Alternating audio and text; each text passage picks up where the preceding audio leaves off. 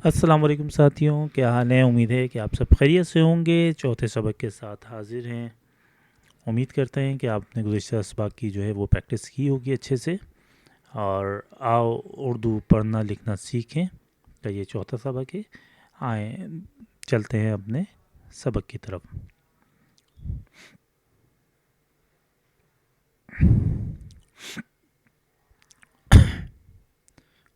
तो हमने last time जो है ये दो अक्षर जो हैं जिसको हम कहते हैं तो और ज़ौ, यानी कि इसको हम पढ़ते हैं तो और ज़ौ। अगर हम हिंदी में लिखना चाहें तो इसको हम इस तरह से लिख सकते हैं, तो ज़ौ। इसके बारे में बता दूं आपको कि ये तो और ज़ौ की मैंने आपको प्रैक्टिस कराई थी। इसमें कुछ बातें मैं आपको बताना चाह रहा था। एक तो ये याद रखिएगा, तो और ते के अंदर एक अंतर होता है। ऐसे ही ज़ौ या ज़ोएं और ज़ाल, ज़ाल और गौत, इसके अंदर भी अंतर होता है, यानी कि फ़र्क होता है। इसको हम जब लिखते हैं तो कुछ अल्फाज ऐसे हैं जिनको लिखने में आपको उर्दू के इमले के अंदर बहुत एहतियात करनी पड़ेगी। हिंदी में तो आप ता ता से ही काम चला लेते हैं, मगर यहाँ उर्दू में इस तरह से नहीं होता। फॉर एग्ज़ाम्पल, आपने ताहिर लिखना है, आपने तैयब लिखना है, तो आपको तोएं से ही लिखना होगा। अगर आप ते से लिखेंगे तो वो माना नहीं जाएगा और उसको गलत समझा जाएगा। ठीक है।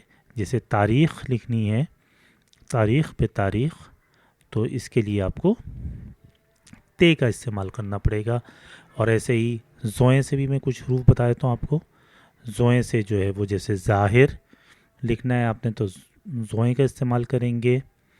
ज़ाहिद लिखना है आपने तो आपने ज़ाल का इस्तेमाल करना है। ठीक है, ज़ाहिद। ठीक है। और इसी तरीके से आपने लिखना है, ओके, यहाँ पे गड़बड़ है, जाहिद में ज़ाल आएगा, जाहिद में ज़ाल आ गया आपका। अच्छा, अब आपने लिखना है, ओके, फॉर एग्ज़ाम्पल आपने ज़्वाद से आपने लिखना है ज़ामिन। ठीक है। और आप लिख सकते हैं ज़ाल से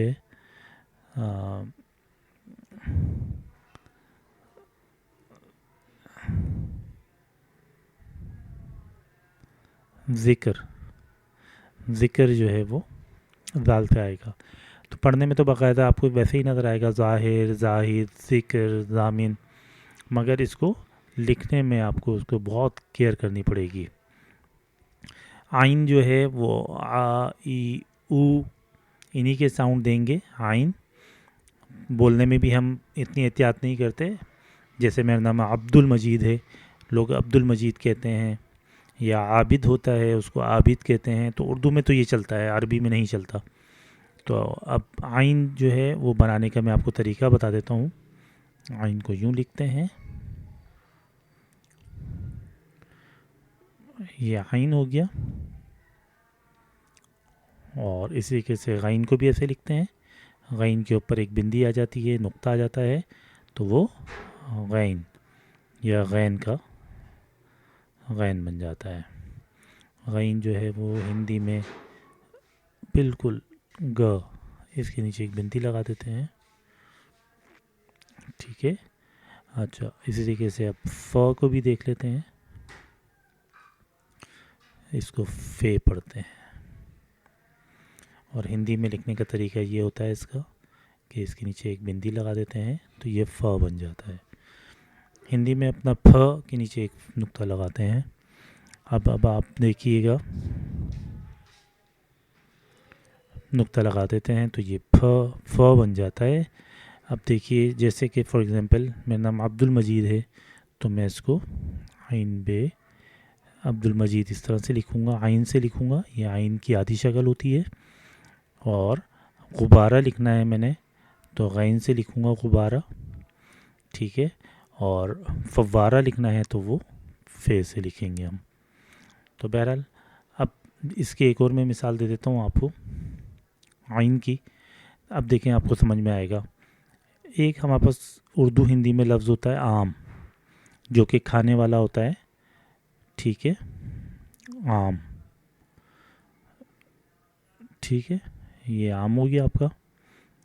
आम को हम अलिफ मद से लिखते हैं आम।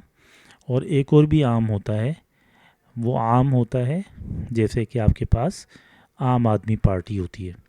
अगर हिंदी में लिखेंगे तो दोनों एक ही तरीके से लिखेंगे आम, इसको भी, मगर उर्दू के अंदर इसके अंदर अंतर होता है, यानी कि ये आम होता है और ये आम होता है, तो इसमें फ़र्क होता है। तो ये फ़र्क समझ लें आप, तो आपको बहुत फ़ायदा होगा। आगे चलते हैं हम। क़ाफ़, हिंदी में क़ाफ़ होता नहीं है, तो क़ाफ़ का जो है वो फ़र्क होता है। जैसे क़ब्र लिखना है तो क़ब्र जो है वो क़ाफ़ से लिखी जाएगा, तो बिल्कुल ऐसे लिखते हैं हम।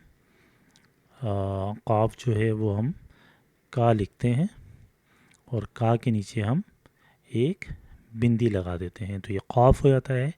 और ये खालिफ काफ है, ये बारीक पड़ा जाता है काफ, और ये मोटा पड़ा जाता है।